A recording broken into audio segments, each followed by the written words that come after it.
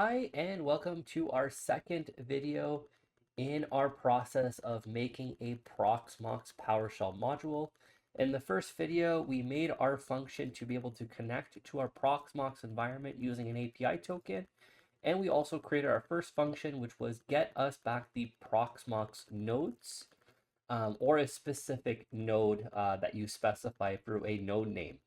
So our next two functions that we're going to be working on today, as I mentioned last week, is going to be the get these storage options, and then we are going to actually create our function to download a ISO onto our storage. So that's why we need the node and we need our storage functions before we can write our download ISO function, purely just because we need to be able to specify a node and specify a storage. So we want to create those functions before, because those are kind of our dependencies. Of course, we can always put in a string and type it in ourselves, but if we have functions that get us the nodes and get us the storages, it just helps us a little bit further on being able to automate that process later on.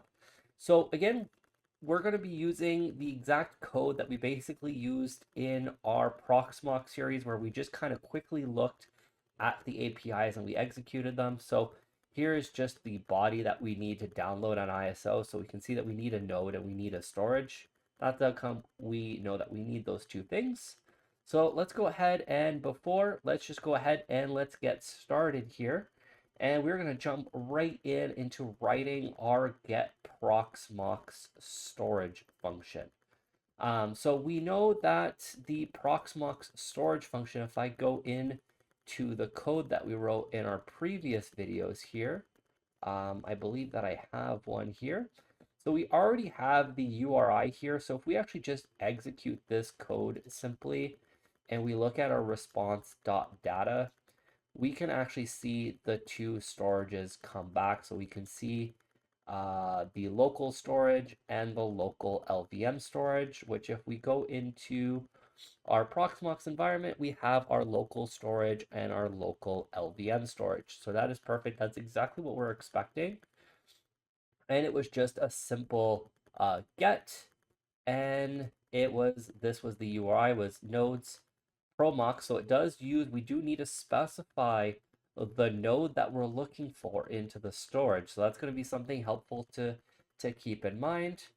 And then we also can specify maybe the name of the storage that we want to get back.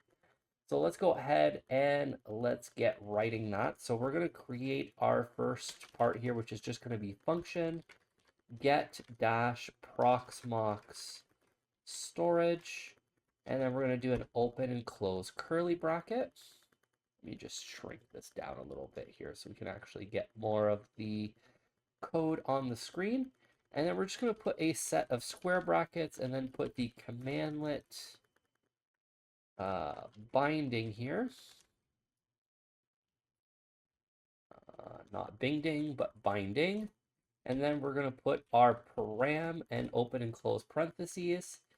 And then what we can actually go ahead and do is we can actually go and grab some of the parameters from our get proxmox node here. We're actually going to paste that in. So we know that we definitely need our connection object, as we know, because that's going to contain our header, our Proxmox server, everything that we actually need.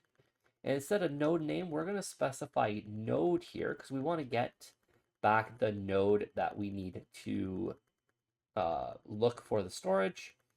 And then what we're also going to have is, and actually this is going to be a mandatory parameter, because we need to specify, we know that we need to specify the node that we want the storage options from, as that is part of the API URI that we need. And then we're going to have another parameter here, and this time this one is just going to be optional. It's going to be, once again, still a string, and this one is going to be the storage name. So this is going to let us specify the exact storage that we want to pull back if we know the name of it. All right, and now we're actually writing the actual function itself. So we know that the URI is actually going to be, in this case, we're going to build that out. We're going to use a variable wrapper first, and we're going to specify our connection variable. And that is going to be the base URI here. And then it's going to be slash nodes slash our node variable, because we're specifying the node that we're looking for, and then storage. And then what we're going to do is we're going to then wrap the next section in our try catch statement. So that's just going to be try, a set of curly brackets followed by catch and a set of curly brackets. Now what we want to do next is actually invoke this REST API URI here. So what we're going to do is we're going to create a response variable, and we're going to make that equal to invoke REST method. The URI is going to be our URI variable. This should get pretty familiar at this point. The headers is going to be the connection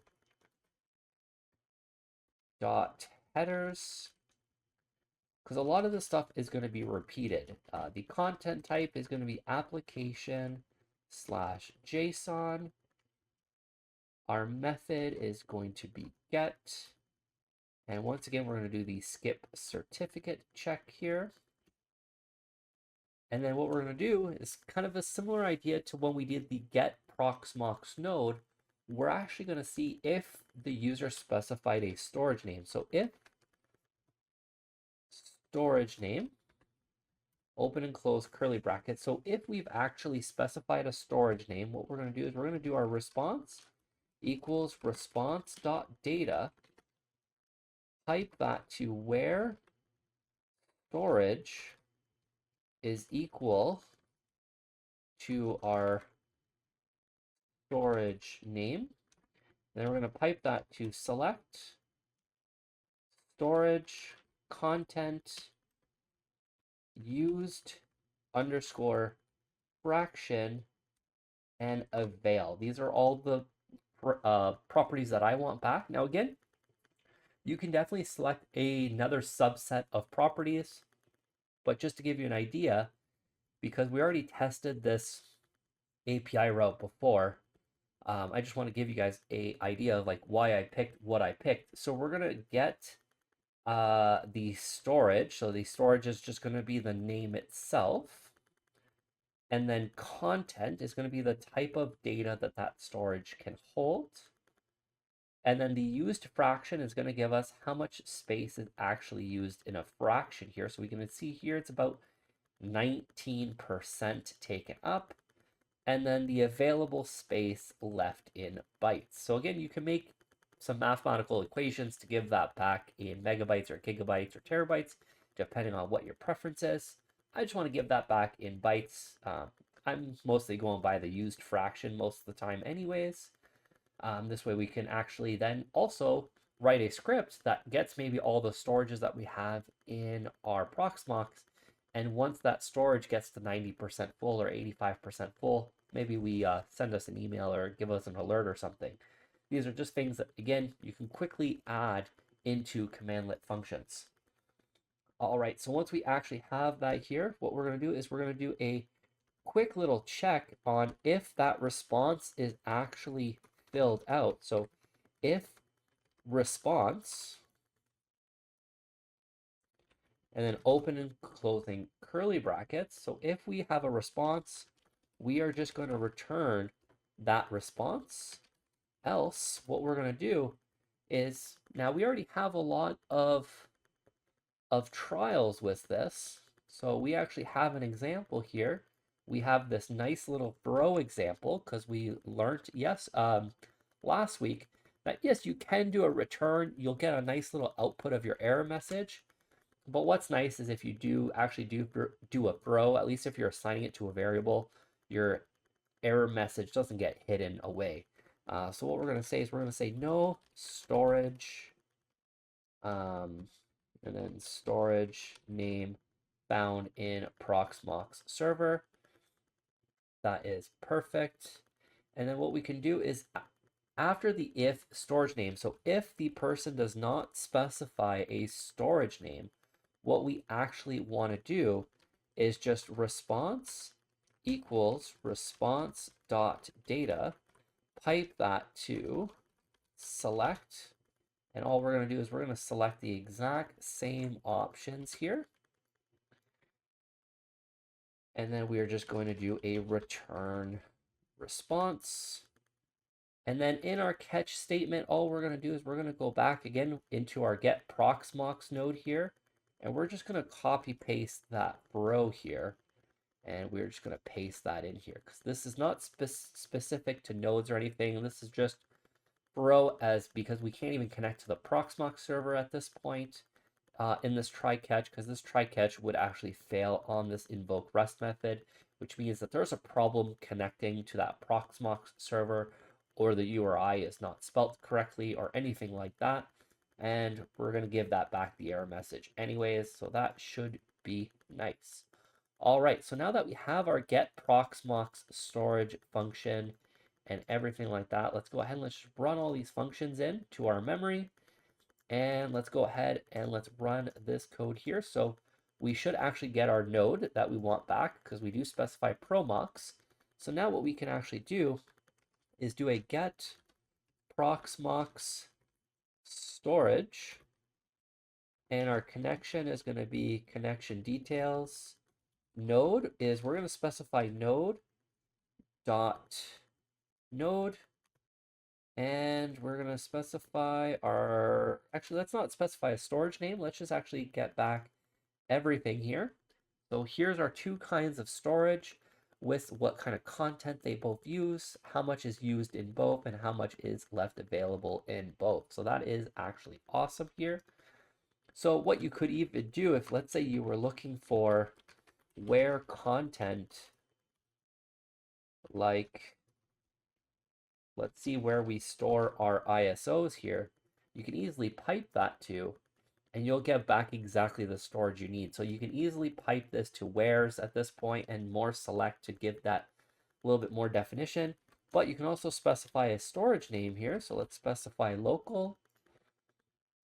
And this will only get us local. If we specify local-lvm, we will only get the local-lvm. But if we actually put in a name that does not exist, we will see that we get an error message, no storage test found in Proxmox. So that is perfect. So let's set this back to local here. And we are going to then go ahead and put this as a variable called storage. So we can go ahead and download. Actually, instead of specifying a storage name, because maybe I don't know what my storage name is, we're going to say where content like ISO. Because we know that we want, at the end of the day, to download a ISO onto our Proxmox, and we are getting that. So what you can even do is where content is equal to ISO, and let's say you have multiple storages that do ISOs. Maybe you can select the first one, maybe sort it by used fraction, use the one that has the most amount of space left. There are a lot of different options there. All right, so once we have our storage, we have our node. The only thing that we have left to do is actually download that ISO. So let's go ahead and let's create that function here. So what we're going to want to do is, once again, just do function. And we're going to do add dash content Proxmox with a open and closing curly brackets. Now, you can do download ISO Proxmox, but download is not a PowerShell approved verb. So you're going to want to use add. I'm going to do add content Proxmox because you know what? Maybe we don't want to add an ISO later. Maybe we want to add more functionality to this commandlet later on. Maybe we want to add the ability of adding containers, or maybe we want to do different things that aren't related to ISOs. So it's a little bit different. All I'm doing is adding content then at that point to Proxmox. All right, and then what we're going to want to do is let's actually get our Proxmox storage. And let's go ahead and let's just copy that whole beginning here, which is going to be the commandlet binding and the params, because a lot of this stuff is going to be reused at this point. So we know that our connection is going to be mandatory. Our node is going to be mandatory. We also need to make our storage at this point mandatory. So let's go ahead and let's put that here. Now, one of the things that does come very, very handy is actually knowing um, where to put that in here. So let's go ahead and let's look at the documentation for Proxmox here.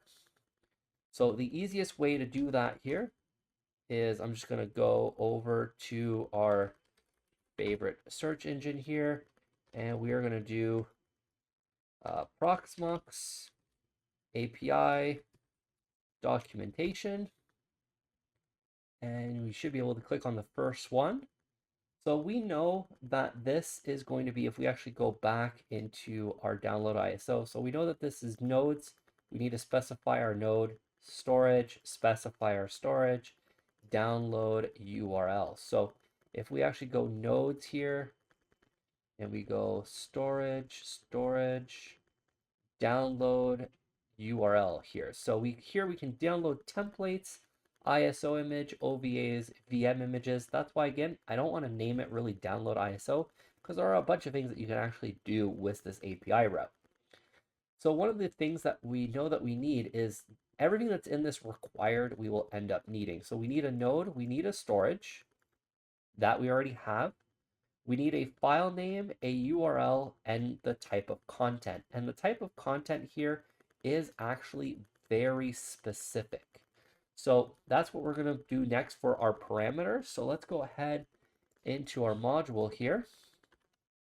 And let's just copy this one here. So we know that we need another mandatory parameter. And what we're going to do, it's going to be a string. And this is going to be content here. And what we want to do between the parameter and the type of parameter, we're going to add another square bracket here, and we're going to put in validate set, all one word, with validate capital V, set capital S, and then an open and close parentheses. And then in here, we're going to put ISO, we're going to put VZTMPL, and then import, because we know that these are all the valid options here. And like I said, we're just creating a function to simply make the use of the API route easier. So we want to give all these options right off the bat. All right, so once we actually have that in there, so what this is going to do, it's going to make sure that this is mandatory for one, and then anything that you put into content, it's going to validate it against this set of data. So if you don't put something that's in here, it will automatically throw an error message and will tell you it's not part of this data set. It needs to be one of these options. So it just adds that little bit of validation on the input. So a little bit of input sanitation there. All right, so then what we're going to want to do is we're going to want to put another parameter here. We're going to want to put it to mandatory equals true again. And we know that we need a file name here. We're not going to do any validate on that because we know that it just needs to be a file name. And then we need one more parameter, and that is going to be the URL. And that is going to be the URL that we download our ISO from. So once we have all of those parameters in there, let's go ahead and let's build out our actual function. So we know what the URI needs to be because we can get that from here. So we know exactly what we need, or we have it again from our previous video here. So what we're going to do is do a variable wrapper. We're going to specify our connection variable dot base URI, and then we're going to do slash nodes slash our node variable slash storage slash our storage variable slash download dash ISO. And then we're going to once again go ahead and create our try catch statement here. And what we can actually do is let's just put that catch right away. We don't need to worry about that. We're going to just put that in because we already know that it's just going to be a try catch. So that is perfect. And we are going to say error in trying to add content to Proxmox server. and we're going to give our error message. All right, so in the try statement here, this is where we're going to have to make our API call. And as we saw in the download ISO, we actually have to have a body in this one because it is not just simply a get function. As we can actually see in the API documentation, it's going to be a post, and we have all these required fields. So let's go ahead and let's create our body variable here. And we're going to make this into an object here, and we're going to put content equals our content variable. File name is going to equal to our file name variable. Node equals our node variable. Storage equals our storage variable. And then URL is going to equal to our URL variable. All right, and then all we're going to do now is we're going to do our response. We're going to create our response variable. We're going to make that equal to invoke dash rest method. And then we're going to do our URI is going to be URI. Our headers is going to be connection dot headers. Our method here we know is going to be post. Our content type is going to be application/JSON. And then our body here, this is where we're going to do a little bit of transformations here. So we're going to do a variable wrapper. We're going to do body. We're going to pipe that to convert to JSON. And we're just going to do a depth of 100 here. And we're going to add our skip certificate check. Now the depth of 100, you're not actually going to need in this case because the depth is, I believe, only like at this point, I believe 2. But I just have a habit of always doing a convert JSON to 100. This way I always know it's going to be clean and it's always going to be good. And then once we actually have that response here, what we are going to do is we are just going to do response equals response dot data. And then we're going to do a return response. All right. And that should be good for our download here. So let's go ahead, let's minimize all these functions and let's load the functions into our environment here. And then we are going to do a add content Proxmox. Our connection is going to be our connection details. The node is going to be our node.node. Our storage is going to be our storage.storage.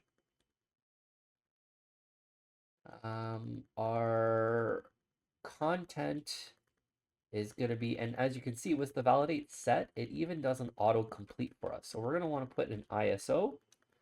Our file name is, let's do a test dash from dash module dot ISO. And then we need our URL, and we're going to make this our URL variable.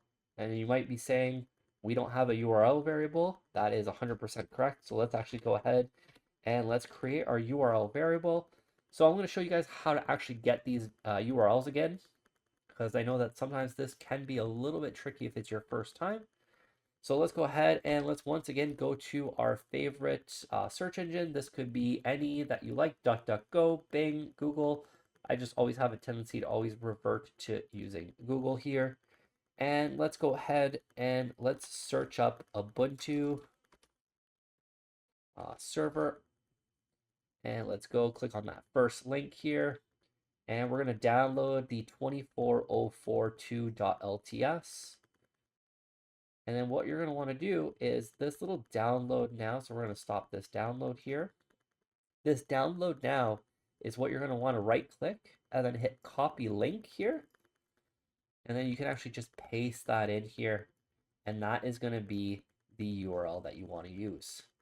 All right, so let's go ahead and let's actually just run this entire bit of code here. So as we can see, if we go into our Proxmox environment, we do have an Ubuntu desktop. We do have the Ubuntu Live server already here, but we're going to be creating a new one as we saw, because it's going to be the name of test from module, I believe is what I gave it. So let's go ahead and let's run this code here. And we actually have a issue here saying that the error trying to add content to the Proxmox does not indicate success. Method post is not implemented. Oh, and I actually see why here. I did a typo in here. It is not download ISO. I was so much into saying the ISOs here. This is download URL here. We can actually confirm that from the documentation's download URL. So that was just a mistake on my part here. But as you can see, our throw error really worked really well because we were able to determine right away, hey, like that URL does not actually seem correct from what I remember talking. But as I was probably saying the word ISO, I probably just typed it out. You guys probably saw it before I did and screaming at the screen saying that it was going to error out, but there we have it. So let's go ahead and let's just run our entire code again here. And there it is. So what we actually get back from the download here, you're just going to see a bunch of random characters pretty much, and then a download, and then you're going to get your file back. So you could definitely make this return a little bit nicer instead of returning the response.data. But if we actually go back into our Proxmox environment here, we can actually see the file test from module ISO download. If we actually double click on this, we can actually see that it is currently downloading, so it's about 76%. So our download actually did work. So it's just going to take a few more seconds, and I'll be able to refresh the screen. You guys will actually be able to see that ISO in this storage. So let's go ahead and let's close that and let's refresh here. And there is our test from module ISO.